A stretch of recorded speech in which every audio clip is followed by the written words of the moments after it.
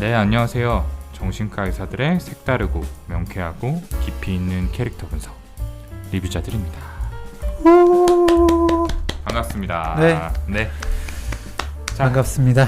저희 소개부터 하고 시작할까요? 네, 안녕하세요. 정신건강의학과 전문의 허규영입니다. 네, 그리고 저는 역시 정신과 전문의 오동훈입니다. 이렇게 허경 선생님이랑 둘이 하는 것도 오랜만인 것 같아요. 네, 진짜 오랜만인 것 같은데. 그러게요. 사실 저는 이 팟캐스트 판에 지금 되게 오랜만이잖아요. 그러니까요. 한 달 만인가? 네, 한동안 뭔가 이렇게 좀 떠나 있다가 다시 돌아온 느낌이 있습니다. 네. 네. 어쩌다 보니까 그렇게 됐어요. 떠나 있으니까 좋든가요? 아니요, 늘 그리웠죠. 네. 저희 청취자분들, 우리 가족들 너무 보고 싶었다고요. 네. 함께할 날을 계속 기다리다가 드디어 진짜. 오늘에야 녹음 기회를 얻었습니다. 네. 네. 너무 진심을 아실 것 같아가지고. 잘 지내셨나요? 네. 사실 네. 유튜브도 되게 몰아서 좀 해놨어가지고, 네. 꽤 오랜만에 봤어요. 원래 매주 보다가. 맞아요. 네. 근데 저희가 도저히 이제 그렇게 매주 진료 끝나고 나서 만나는 스케줄은 좀 힘들다 보니까 네. 좀 나눠서 팟캐스트야 뭐 어쩔 수 없이 그렇게 하더라도 유튜브는 좀 몰아서 해보자라는 식으로 이렇게 말하자면은 효율화를 네. 시도를 했죠. 그죠. 네. 덕분에 꽤 오랜만에 만난 것 같습니다. 맞습니다. 네. 근데 또 막상 보니까 스케줄이 다음 주부터는 또 계속 보겠더라고요. 아, 그래요? 네, 라이브 해야 되고. 그렇죠. 다음 주 라이브네요. 네, 라이브 있고요. 네네네. 다음 날은 또 뭐 미팅도 하고 저희 또 유튜브 촬영도 해야 되고. 맞아요. 네. 그 주죠. 그 주 주말에. 그렇죠. 네. 네네네. 그래서 몰아서 또 보게 되어 있습니다. 그렇군요. 너무 좋네요. 행복하죠? 네. 그래요. 혹시 뭐 읽어드릴 그런 댓글들이 있나요? 댓글. 제일 최근엔 이우주님께서 소울 그저 재밌게만 봤는데 이렇게 들으니까 뭔가 다른 해석, 다른 느낌이 드네요. 꼭 리뷰자들을 보고 나면은 영화를 다시 보고 싶어져요. 라고 남겨주셨습니다. 네. 저는 그냥 그 리뷰자들을 지금 네이버에 쳤는데 네, 블로그에다가 리뷰자들 후기를 묻힌 소울 기록이라면서 남겨주신 분이 계시네요. 그래요? 네. 간단하게 또 소개해 주실까요? 간단하게가 아니라 지금 꽤 길게 써주셔가지고 네. 정신과 전문의 쌤들의 팟캐스트여서 왜 22호가 지구로 가기 싫었을까? 그 심리에 주목해서 이야기해 주는 것도 재밌었다. 너무 뛰어난 멘토들이 높은 기준을 강요해서 몰아붙여서 자존감이 떨어질 거 아닐까라는 것도 영화를 볼 때 생각해 보지 못한 새로운 부분이었다. 너무 좋은 영화, 작은 부분들까지 생각해 볼 수 있었던 좋은 리뷰자들 에피소드였다. 라고 해주셨습니다. 내용 자체를 굉장히 정리를 잘 해주신 것 같고요. 감사합니다. 네. 또 이렇게 물론 댓글도 너무 감사하지만 그러니까요. 블로그 포스팅으로 또 남겨주시는 거는 또 더 많이 에너지가 드는 일인데 네. 또 저희 리뷰자들을 위해서 시간을 할애해 주셨네요. 감사합니다. 네, 정말 감사합니다. 기본적으로는 영화 리뷰이신 것 같긴 해요. 저희 리뷰자들을 위한 리뷰는 아닐 수 있겠으나 그렇죠. 네. 매우 감사하다. 리뷰자들 후기를 묻힌 기록이다. 네, 그래서 맞습니다. 언급해 주신 게 어디예요? 그러니까요. 너무 감사합니다. 그럼 본격적으로 오늘 리뷰자들 방송 시작을 해보죠. 그 전에 간단히 광고 하나 하고 뭔가요? 들어가자면은 저희 아직 팟캐스트 시스템을 또 잘 모르시는 분들이 있을 수 있으니까 다시 한번 짚어드리고 넘어갈게요. 저희 지금 이 리뷰자들하고 언택트 그리고 해부자들 이렇게 3개 코너로 이루어져 있죠. 리뷰자들과 언택트는 이제 무료로 제공이 되는데 다만 팟캐스트에는 유료 구독자분들에게 먼저 선공개가 되는 시스템으로 운영이 되고 있고요. 해부자들은 이제 애플 팟캐스트를 구독해 주시는 분들을 대상으로 전용 컨텐츠로 저희가 준비를 하고 있습니다. 혹시나 아직까지 구독을 하지 않으신 분들이 계시다면은 이번 기회에 더 많은 풍성한 컨텐츠를 즐길 수 있는 나름 준비 열심히 해서 만들고 있는 그런 프로그램이니까 많은 분들 함께 즐겨주셨으면 좋겠습니다. 네, 맞습니다. 딱 제가 드리고 싶었던 말씀이었습니다.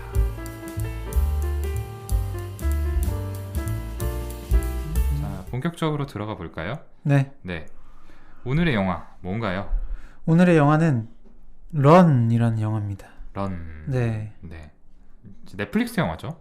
네, 원래는 이제 개봉을 2020년도에 했다가 예, 요즘에 넷플릭스에서도 제공을 해줘서 그렇군요. 볼 수가 있죠. 네네네. 이게 저희 뇌부자들도 카페가 있어요. 맞습니다. 이 카페에서 그 리뷰자들에서 좀 해줬으면 좋겠는 영화로 추천을 해주셔서 선정을 하게 됐습니다. 네네. 자, 간단하게 영화 시놉시스를 소개해 드릴게요. 넷플릭스 홈페이지에 있는 부분을 읽어드리면 좋을 것 같은데 이제 주인공은 10대 소녀 클로이입니다. 외딴 집에서 엄마의 간병을 받으면서 평생을 살아온 10대 소녀죠. 근데 이제는 집을 떠나 자유롭게 살고 싶어 합니다. 그래서 대학 합격을 기다리면서 나날들을 보내게 되는데요. 또 왠지 모르게 엄마가 이걸 방해하는 것 같은 느낌을 받게 돼요. 엄마가 감추고 있는 불길한 비밀은 과연 무엇일까요? 아주 궁금증을 자극하는 그런 시놉시스인 것 같아요. 그러게요. 제가 하자고 했을 때 무슨 생각하셨어요? 저 사실 이 영화 알았어요. 그래요? 네네네. 넷플릭스 보면서 제 취향 아시잖아요. 저는 약간 좀 기괴하고 그렇지. 쫄깃하고 이런 것들만 보다 보니까 알고리즘이 이미 이 영화를 몇 차례 띄워줬어요. 그래서 저거 재밌겠네, 한번 봐야겠네 라고 생각을 하고 있던 차에 허경 선생님이 제안을 해주셨는데 이 영화 알고 계셨어요? 전혀 몰랐어요. 저는 몰랐어요? 그리고 신업도 안 보고 그냥 영화 이거 봤거든요. 그래요? 네. 그래서 초반에는 뭐지? 엄마 딸의 사랑을 그린 영화인가? 하다가 갑자기 내용이 바뀌는 거야. 그래서 깜짝 놀랐잖아. 이게 약간 이제 호러로 분류가 되어 있어요. 네, 보니까 로맨스, 스릴러, 미스테리 이렇게도 되어 있더라고요. 그렇군요. 다양한 장르가 묻어 있다? 로맨스? 근데 로맨스라고 할 수도 있나요? 몰라. 여기 네이버에서 봤을 때는 기본 정보 이렇게 되어 있거든요. 이거 다른 영화네. 나 다른 영화 보고 있었어. 아니, 이걸 로맨스라고 부를 수는 없어요. 그렇죠. 네네네. 미스테리 스릴러. 미스테리 스릴러. 네. 아주 재밌었어요, 저는. 저는 영화를 다 보고 났는데 어쨌든 이건 오늘 내용은 굉장히 스포일러가 될 수 있거든요. 그래서 만약에 관심 있으신 분, 보지 않으신 분이 있다면 영화를 보고 이제 함께 하시면 더 좋을 것 같고요. 그래요. 그래요. 저는 영화 딱 끝나고 제 손을 봤더니 땀이 흥건하더라고요. 나도 굉장히 쫄깃쫄깃하죠. 계속 긴장을 하면서 봤던 거야. 맞아요.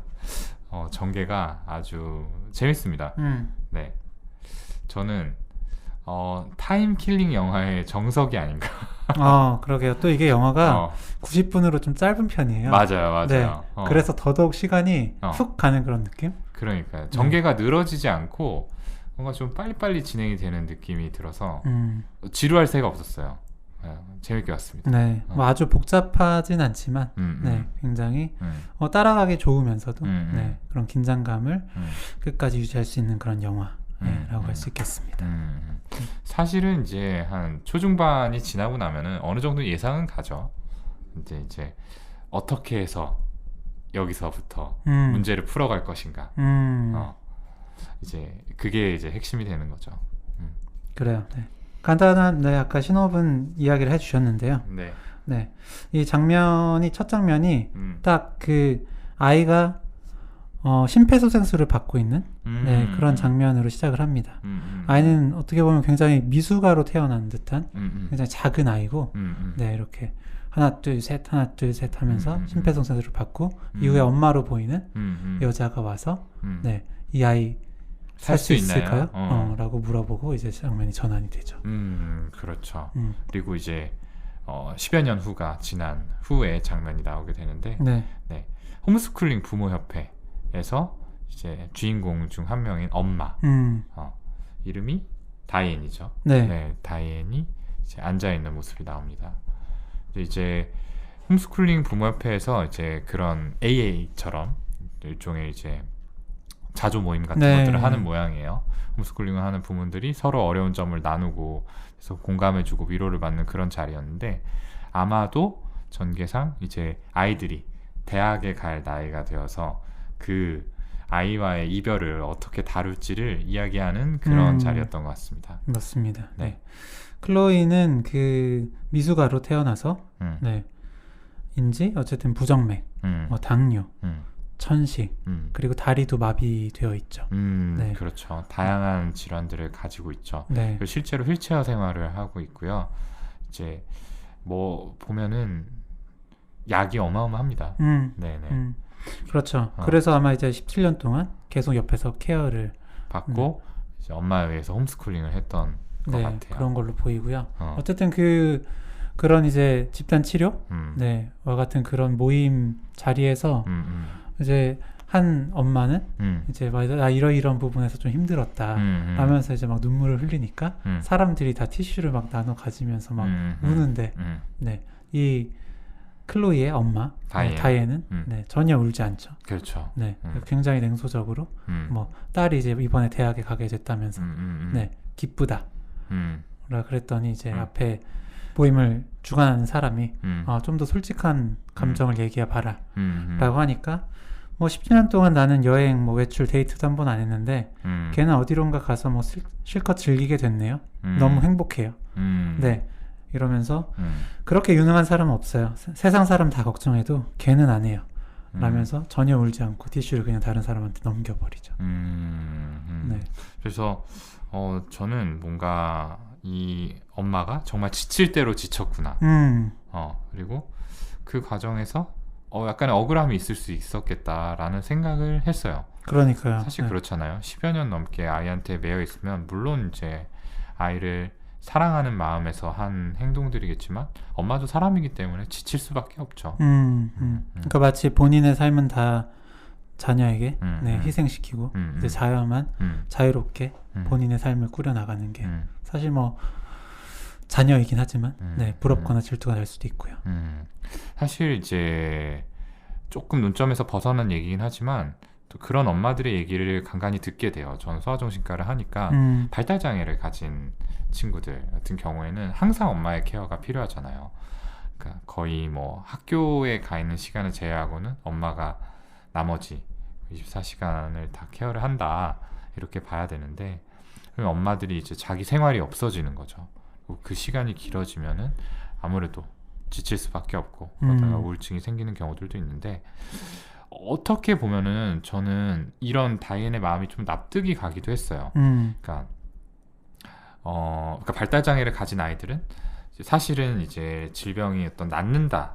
그래서 이제 아이가 엄마로부터 독립을 한다라는 개념이 없기 때문에 그게 굉장히 막막하고 답답하게 느껴질 수도 있겠지만 또 반대쪽에서는 아이가 이렇게 떠났을 때 그러면 내 삶은 뭐지? 그동안 헌신했던 나는 뭐가 되는 거지?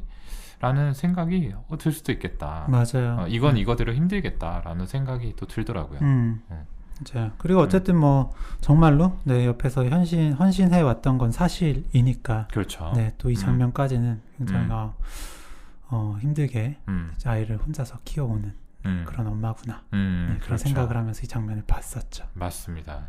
네. 그리고 이제 클로이와 다이앤의 일상이 나오죠. 클로이는 굉장히 똑똑하고 야무진 소녀인 것 같아요. 홈스쿨링 했는데도 뭔가 공부도 열심히 하고 잘했던 것 같고 워싱턴 대학에 지원을 해서 지금 합격 통보를 기다리고 있는 상황인데 어쩐지 이제 합격 연락이 올 때가 됐는데 오지 않는 거죠. 맞아요. 네. 그래서 이제 우편이 올 때마다 이제 나가가지고 급하게 나가가지고 왔나? 확인을 하는데 엄마는 뭐 대학 통지 오면은 엄마가 바로 알려준다니까 라고 하면서 네, 바로 좀 우편물 안 보여주려는 그렇죠. 네, 그런 모습이 좀 보입니다. 거기서부터 좀 이상했어요. 네. 그러니까 기가 막힌 타이밍에 엄마가 나타나요. 그러니까 뭔가 우편 배달부보다 한 발 빨리 도착해가지고 우편물을 낚아채는 것 같은 그런 느낌이 있었죠. 네. 하여튼 좀 쎄한 부분들이 조금씩 네, 나옵니다. 네.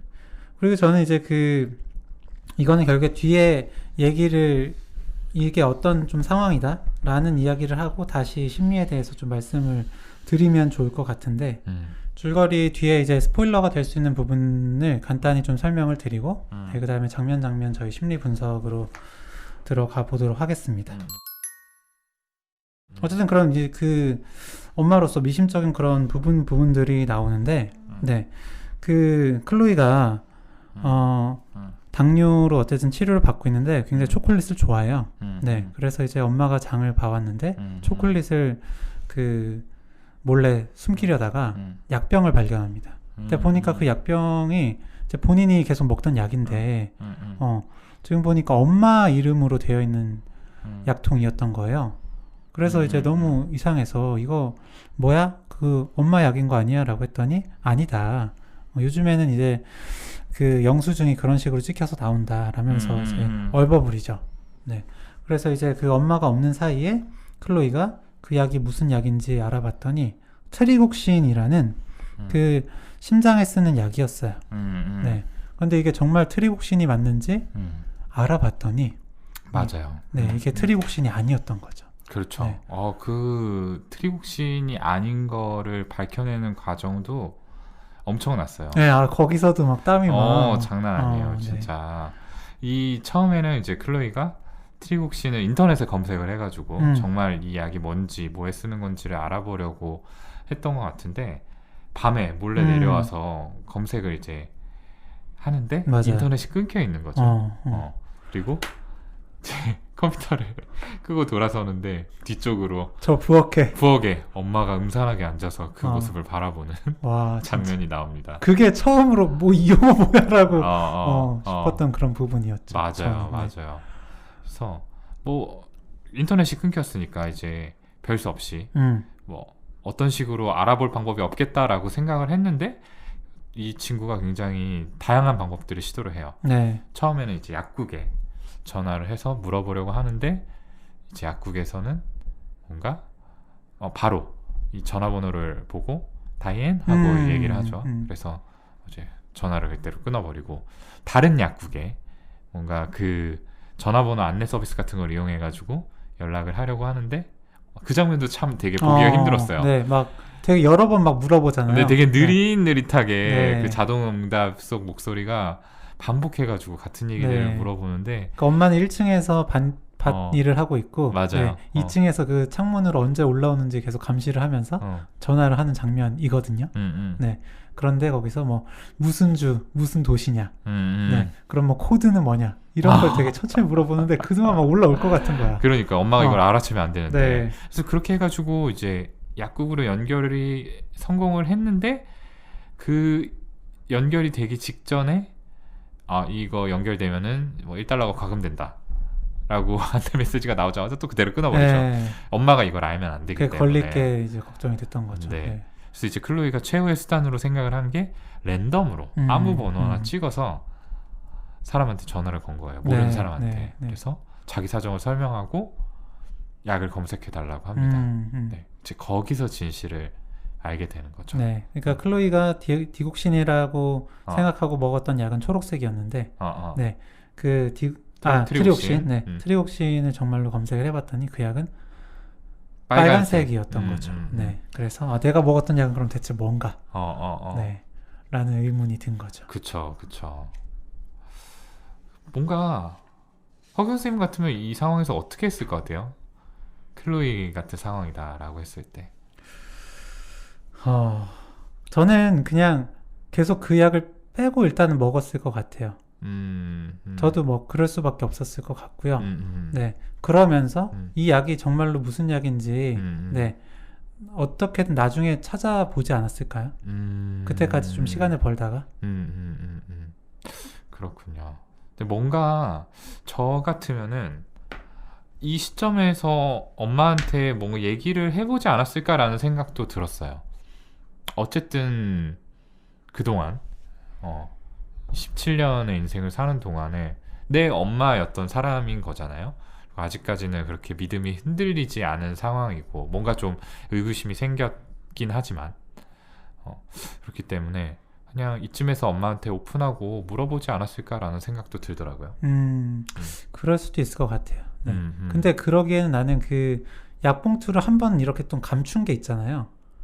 예, 다이앤이라는 그 이름을 그 아래에 있는 그 사실 원래 이제 그 이름을 또 한번 덮은 게 있거든요. 네, 그쵸. 그 정도로 나를 이걸 속이려고 했다는 걸 알았다면 사실 물어봐도 뭐가 안 나오지 않았을까?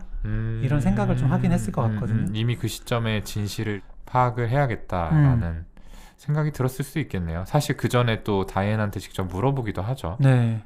아까 말했던 것처럼 그 장바구니 속에 있는 약병 이름을 봤다. 네. 이런 식으로 얘기를 했는데 아니다라고 하니까. 맞아요. 네. 그러니까 더 물어봤자 뭐 안 나올 것 같긴 하더라고요. 네. 어쨌든 그렇습니다. 네. 그래서 결국에 이 클로이는 영화를 보러 가고 싶다면서 네. 그 약국이 있는 네, 영화관 근처로 가서 약국에 가서 그 약이 뭔지 알게 돼요. 그렇죠. 네. 그러니까 엄마 다이앤이 약을 사간 그 약국에 그렇죠, 가서 그렇죠. 이제 이 약의 진실을 알게 되는 거죠. 네. 그 약은 바로 이제 리도카인이라는 네, 근육이완 근육이완제 네. 마취제의 일종이죠. 그렇죠. 네. 실제로는 뭐 이렇게 국소 뭐 절개 봉합한다든지 맞아요. 이런 데 쓰는 그런 마취제인데요. 네. 여기서는 이제 그 약을 먹으면 어떻게 되냐라고 했을 때 뭐 다리가 마비될 수 있지, 못 걸을 수 있지. 네, 이런 식으로 설명이 나옵니다. 네. 그러니까요. 아유, 충격이 얼마나 심했을까요? 사실 정말 무서웠을 것 같아요. 네. 근데 저는 어쨌든 이 장면까지도 조금 헷갈렸던 게, 네, 클로이가 약간 이런 어떤 정말로 망상, 네, 어떤 정신증을 가지고 있어서 이렇게 엄마를 의심하고, 네. 그런 전 피해 의식이 있는 거 아닐까? 네, 이런 생각을 하기도 했었거든요. 그렇죠. 그렇게 생각할 수 있죠. 바로 이 다음 장면에서 엄마가 뭔가 그 정신과 주치의로 보이는 사람에게 메일을 쓰는 장면이 나오죠. 네. 며칠 전에 약을 바꾼 뒤로 내 아이가 굉장히 시비어한 딜루전, 심각한 망상에 지금 빠져 있다. 네, 라면서. 그래서 그 장면이 좀 헷갈렸어요. 사실 저도. 정말 클로이가 오해를 하고 있는 걸까? 라는 생각이 들었습니다. 네. 그래요. 근데 이제 뒤에 장면 이제 좀 진행되는 걸 보면요. 네.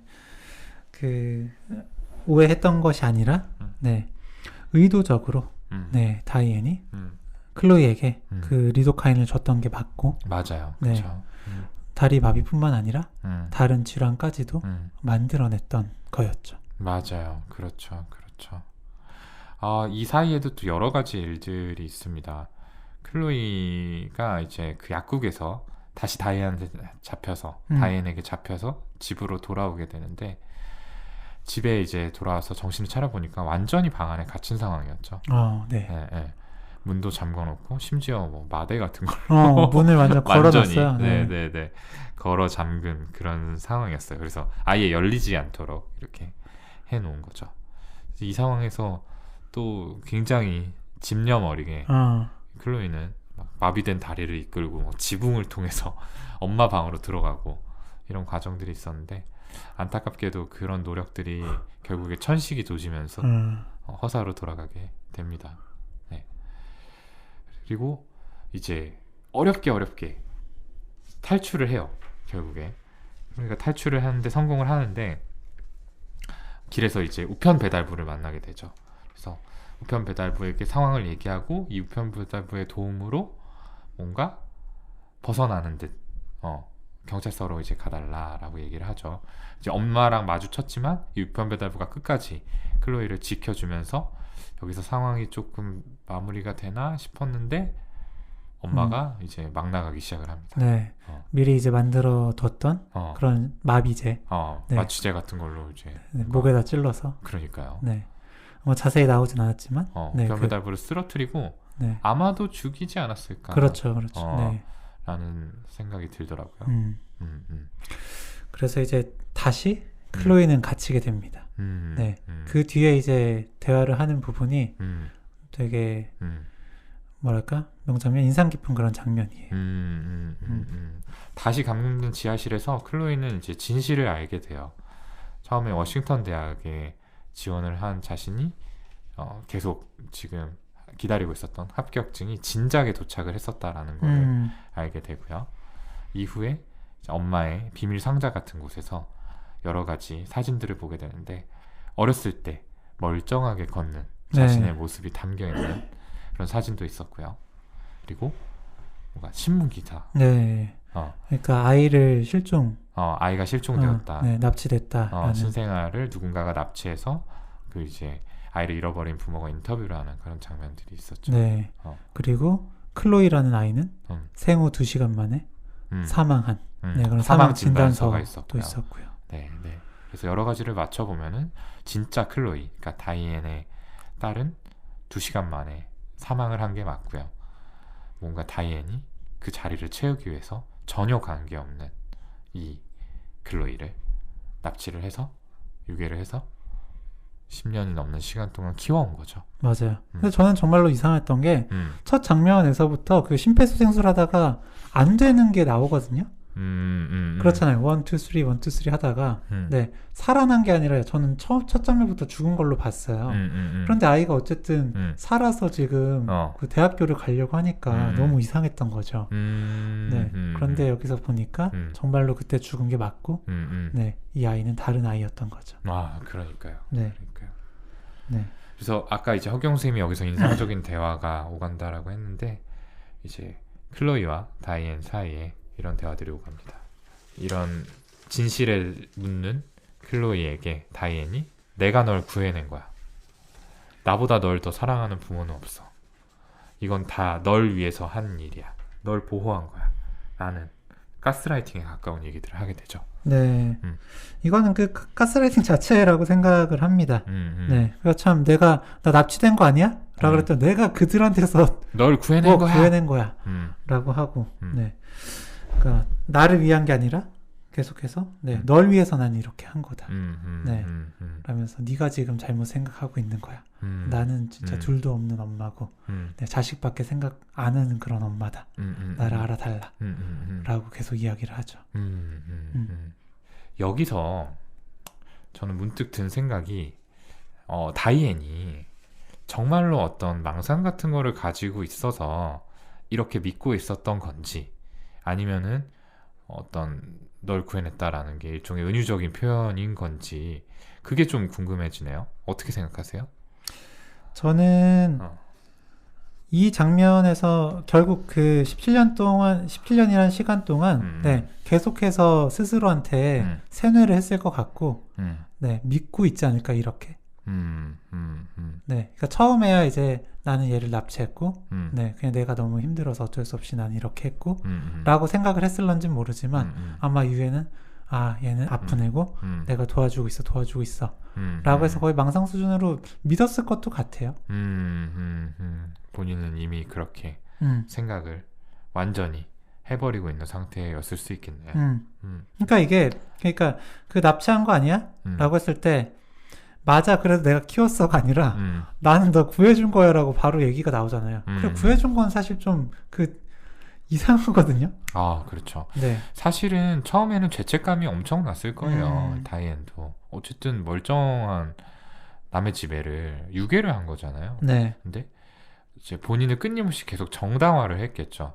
이 죄책감의 어떤 버든을 줄이기 위해서 계속해서 뭔가 난 어쩔 수 없었어 해서 시작을 해서 결국에는 뭔가 그 부모가 나쁜 사람이었을지도 몰라. 내가 이 아이를 구해낸 거야.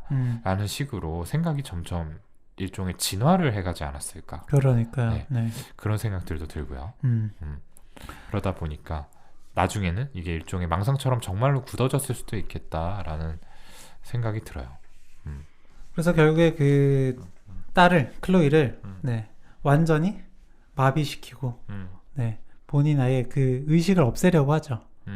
보면 그 인공호흡기를 가져와서 네, 그 페인트였나? 네, 페인트 시너. 네, 그 시너를 주입해가지고 네, 아예 이제 완전히 다 의식 없애고 마비 상태로 만든 뒤에 그냥 사람만 있게 만들고 네, 본인 옆에서 계속 케어를 하려고 그렇게 해요.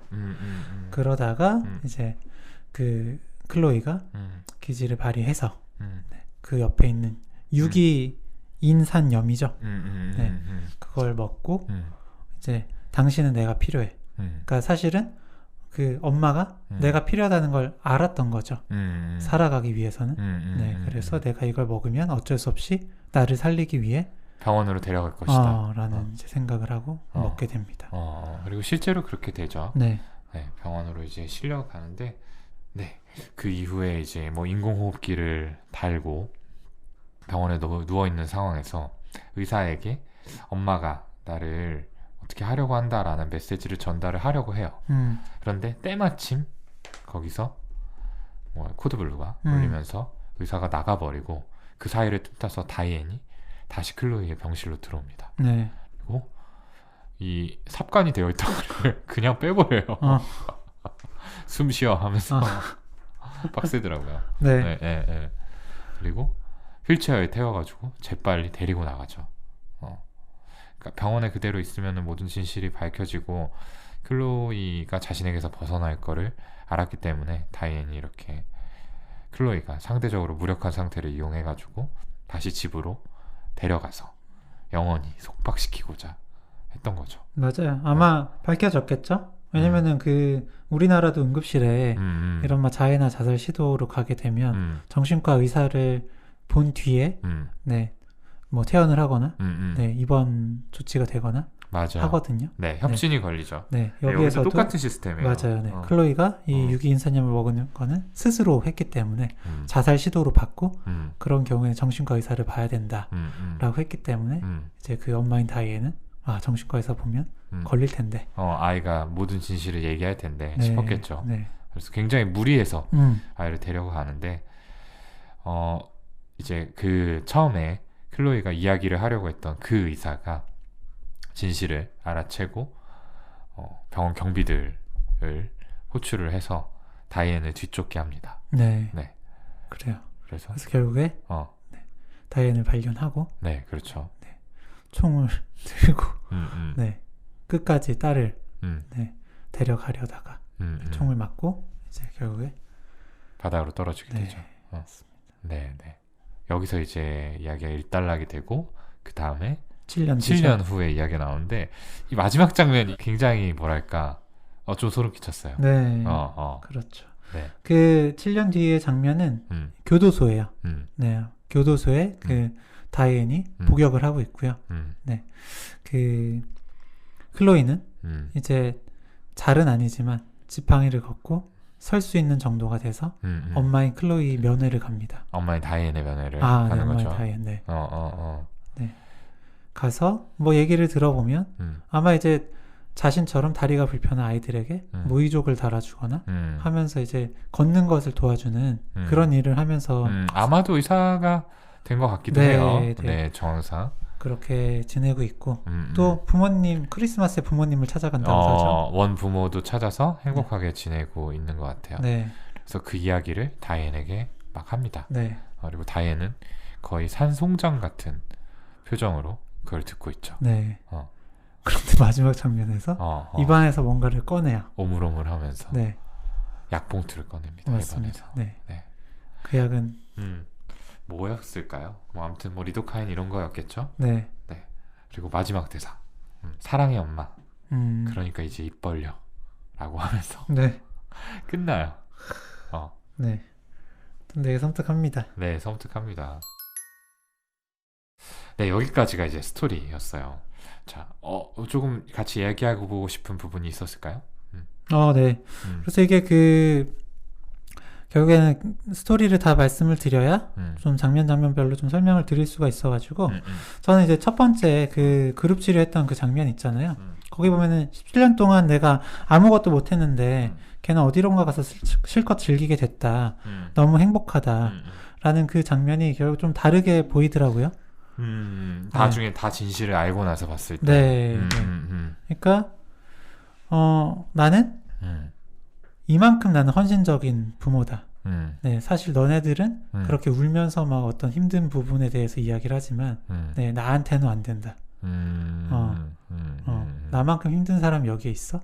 라는 식으로 좀 네, 인정받으려는 마음. 그리고 그 어떤 관심의 대상이 본인이 아니라 그런 장애를 가지고 있음에도 대학을 가려는 그 딸인 클로이한테 좀 가니까 클로이를 되게 무시하고 비난하면서 네, 다시 본인한테 그런 어텐션을 돌리려는 듯한 네, 그런 게 좀 느껴지더라고요. 그렇게 생각할 수도 있겠네요.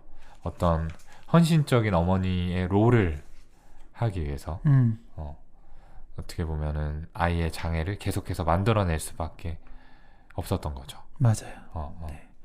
그래서 이 장면이 좀 인상이 깊었고 그리고 그 장면 영화 본 적 없지? 라고 물어본 다음에 네, 와인을 들고 이제 클로이 어렸을 때의 그 비디오를 보던 장면이 있거든요. 맞아요. 네. 초반부에 맞아요. 나오죠. 네. 이렇게 보다가 이제 그 약간 표정이 바뀌는 그런 부분이 있는데 저는 어쨌든 뒤에 스토리를 모르니까 저거는 좀 어떤 의미에서 이런 장면을 넣었을까? 라는 생각을 좀 해봤었는데 좀 어떤 것 같아요? 글쎄요. 저는 사실은 표정 변화까지 캐치하지는 못했는데 네. 그냥 아이에게 좀 집착을 하는 건가? 라고만 생각을 했던 것 같아요. 그 장면에서는. 아, 네.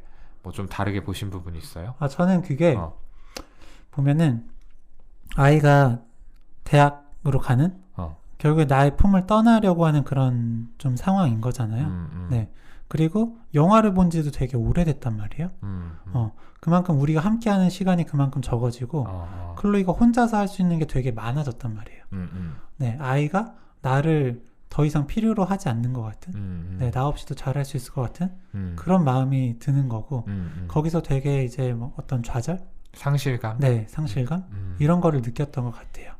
그렇기 때문에 저는 더 어렸을 때의 그런 클로이를 본 것 같고, 클로이가 거기에 보면 엄마한테 인사해라고 하는데 클로이가 막 이거 더 줘 라면서 그때는 오롯이 본인한테 의지하는 것 같은, 네, 그런 걸 보면서 행복해하다가 다시 얘는 결국 지금 떠나가려고 하는구나 라는 그런 걸 인지하고 좀 표정 변화가 있지 않았을까? 네, 좀 그런 생각을 해봤습니다. 근데 여기서 드는 의구심이 사실은 이제 그 아이를 키워내고 이제 성인이 되어서 아이가 떠나가고 이 과정은 모든 부모라면 필연적으로 겪을 수밖에 없는 과정이잖아요. 근데 모두가 이 다이앤 같은 반응을 보이는 거는 아니란 말이죠. 그럼 다이앤은 왜 이런 뭐랄까요? 감정을 갖게 됐을까? 라는 어떤 의구심이 생깁니다. 네, 그러게요. 이거는 히스토리가 조금 더 자세히 나오면 좋았을 것 같긴 한데요. 네, 일단은 다이앤은 계속 혼자였죠. 그쵸.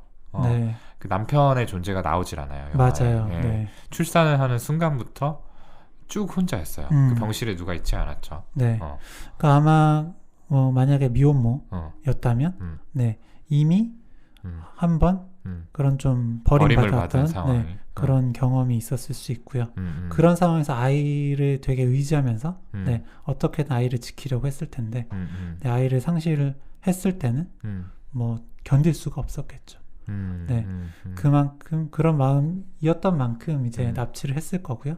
네, 납치를 한 그 아이에게 아이는 사실 그 삶의 의미, 네, 삶의 이유 그 자체였을 거라고 생각을 합니다. 그렇죠. 조금 더 부연을 하자면은, 그러니까 그 다이앤의 삶의 정당성을 부여해주는 존재가 클로이였을 것 같아요. 그러니까 내가 이 아이를 납치를 해서 키우는데 이 아이를 위한 행동이었다라는 게 정당화가 되려면은 이 아이는 아픈 아이여야 하고 그 아픈 아이를 계속 돌보는 자신의 모습이 그 옆에 있어야 되는 거죠. 맞아요. 네. 네. 그리고 어떤 그 가치, 나란 사람의 가치를 네, 아이를 돌보는 엄마, 헌신적인 엄마. 네네네, 거기서 찾았을 것 같아요. 왜냐하면 클로이를 비난할 때도 그렇게 유능한 사람은 없어요. 네, 세상 사람 다 걱정해도 걔는 안 해요.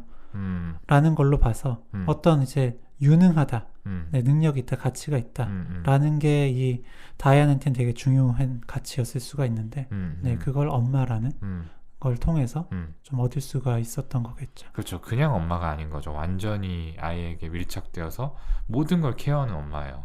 이 엄마가 그냥 뭐 의식주만 해결해 주는 게 아니고 홈스쿨링도 직접 다 정말 다 공부해가지고 네, 맞아요. 아이에게 오늘은 전달해 챕터가 주는 거죠. 이만큼이니까 뭐 과학은 40분 하고 뭐 국어는 1시간 반 하자 뭐 이런 식으로 하기도 하고 집안에다가 막 그 휠체어 이렇게 뭐 오르락 내리락 하는 것도 잘 설치해주고 사실 네, 굉장히 많은 것들을 하잖아요.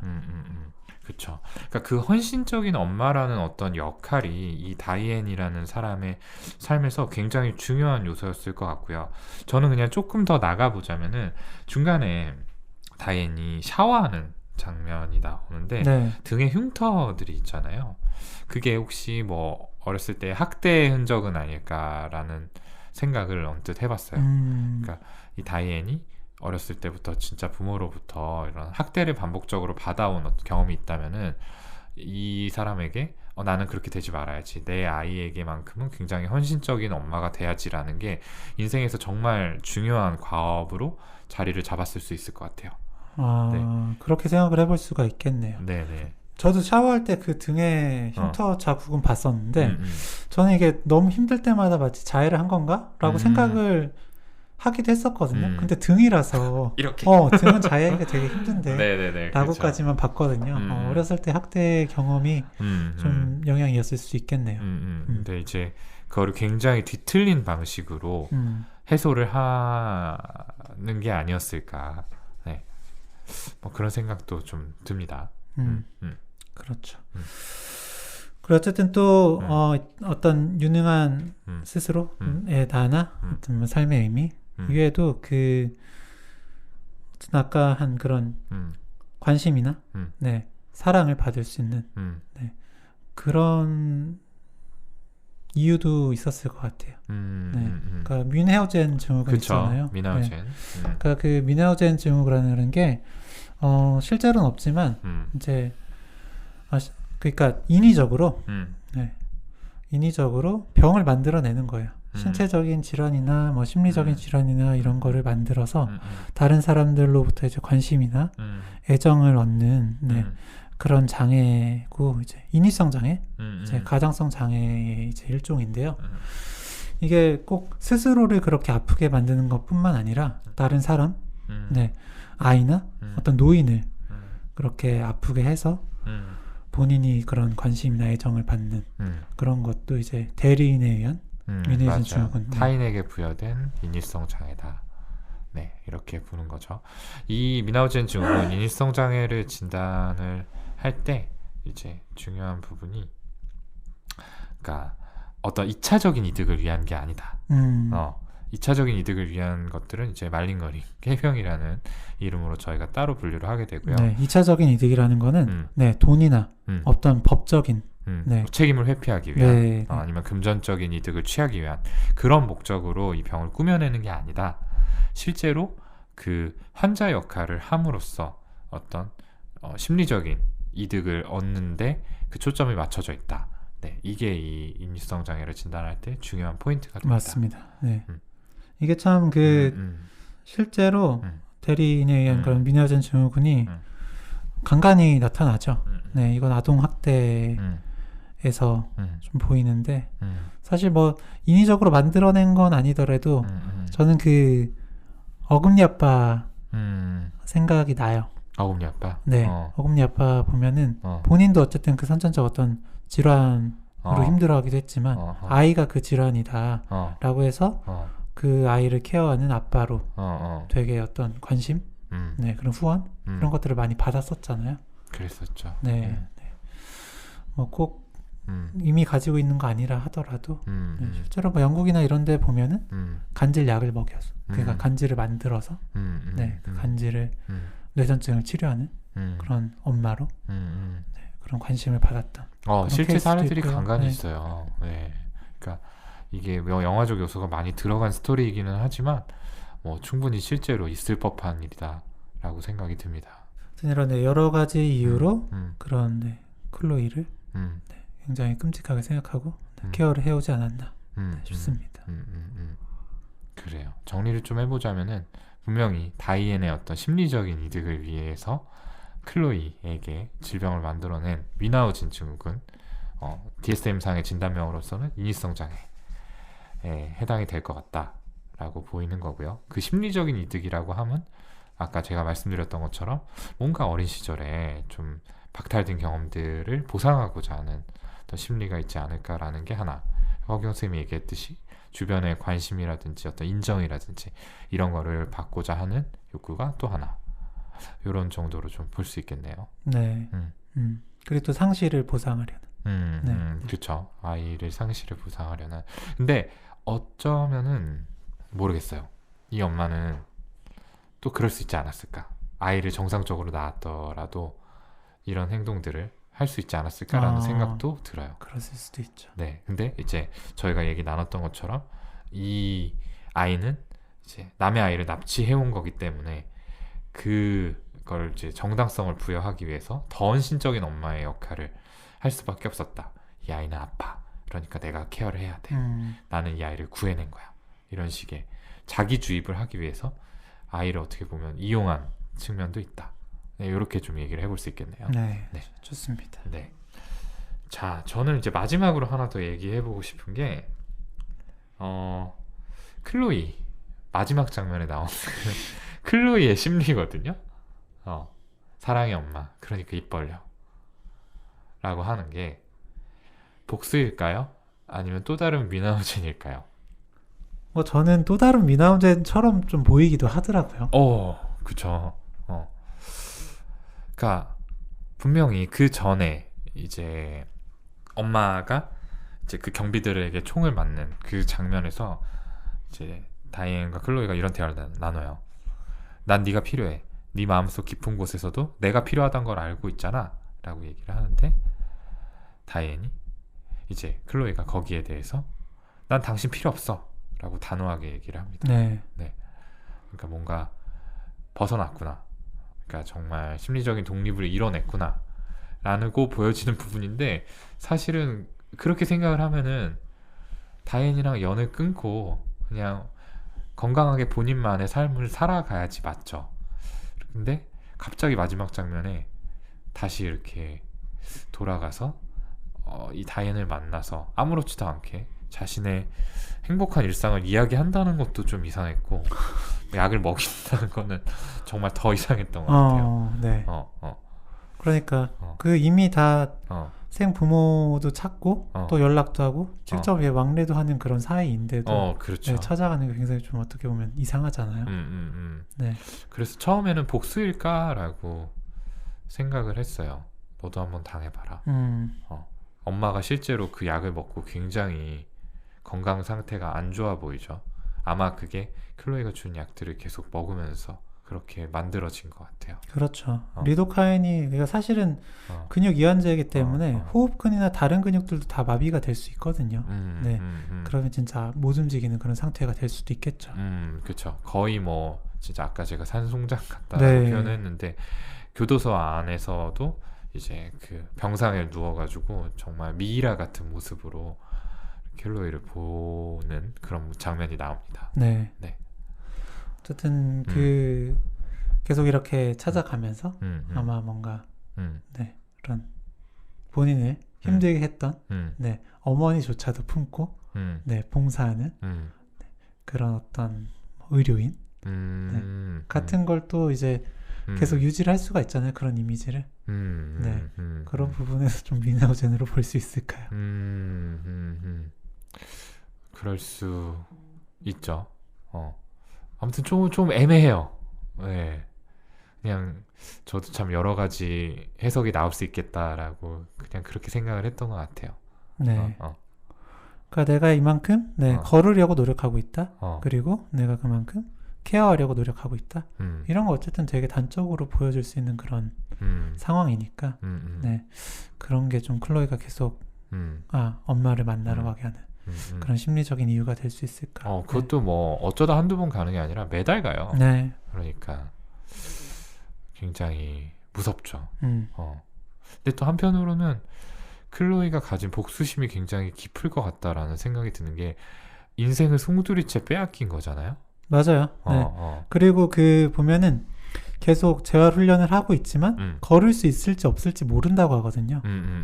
그 마비가 진행이 된 시간이 너무 길기 때문에 뭐 근육이나 이런 것들이 다 퇴화를 했을 거예요. 그래서 뭐 아무래도 괜찮아, 어떻게 돼도 괜찮아 라고 하지만 사실 완전히 괜찮기는 어렵잖아요. 그렇죠. 그리고 뭔가 자기가 그동안 이제 누리지 못했던 어떤 현실들을 보면 볼수록 이 다인에 대한 분노가 더 끌어오를 수도 있어요. 그렇다면은 가장 괴롭게 하는 방법은 역시 비슷하게 내가 받은 만큼 돌려주는 것이라고 생각할 수도 맞습니다. 있는 거죠. 어쨌든 클로이가 자기처럼 못 걷는 아이들을 도와주는 게 되게 승화처럼 보이긴 하거든요. 네. 다만 그 일을 계속 하면서 자기 다리를 계속 떠올릴 수밖에 없고 자기 다리를 떠올리면 다시 한번 자기 다리 이렇게 만든 엄마를 떠올리고 네, 그럼 다시 분노가 올라오지 않을까 싶습니다. 엄마는 왜 약을 받아 먹을까요? 그러면 저는 그거 본인 의지 아닌 것 같아요. 이미 그 시점에는 본인 의지가 아니었을 수 있겠죠. 네. 글쎄, 네. 죄책감? 뭐 그렇게 설명하기 조금 모르겠어요. 네. 저는 그래서 억지로 먹는 게 좀 있을 것 같다. 네, 정도 생각. 맞아요. 그 장면에서는 약간 좀 겁에 질린 표정도 있고 엄마가 네, 좀 본인 의지가 아니었을 수 있겠다라는 생각이 드는데 한편으로는 그렇게 함으로써라도 이 클로이라는 존재를 붙잡고 싶었던 게 아닌가. 네. 하여튼 뭐 먹으면 그만큼 계속 찾아올 수 있는 거니까. 그러니까요. 네. 그러니까 난 네가 필요하다라고 굉장히 절박하게 이야기를 하죠.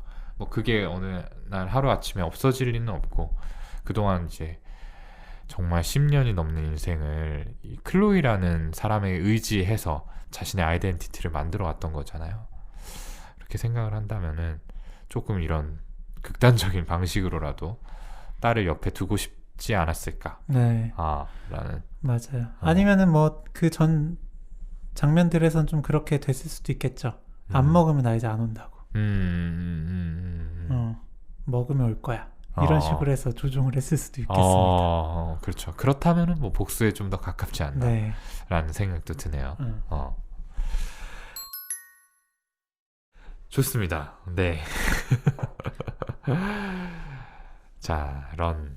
하여튼 그 영화가 어떻게 보면 참 뭐랄까 장면을 해석할 부분 여지는 좀 있어도 이게 심리 이야기할 건 또 많지 않을 수도 있겠다. 좀 걱정을 하면서 왔었는데 네, 그래도 이제 동훈이랑 같이 이야기를 하다 보니까 네, 한 번은 생각해볼 여지. 저는 특히 그 등의 흉터를 학대와 연관시킨 부분은 생각하지 못했던 부분이라 좀 역시 같이 하니까 좋구나. 넌 내가 필요해. 네 마음속 깊은 곳에서도 I do need you. 내가 필요하다는 걸 알고 있잖아. 저희 뭐 서로 의지하는 네네 그런 사이죠. 네. 뭐 저도 이게 타임킬링용 영화인데 또 그런 거 치고는 뭐 심리 분석의 여지가 좀 있지 않았나 라는 생각이 들고요. 이 영화는 그냥 가볍게 한번 보시도록 추천을 드리고 싶어요. 저는. 네. 평점 매기 보신다면? 별 5개 만점에 저는 3개. 네. 네. 저도요. 3개. 나쁘지 않았다. 네. 그리고 뭔가 이런 심리 분석을 좋아하시는 분들에게도 뭐 좀 어필할 만한 요소가 있다. 재밌었습니다. 네.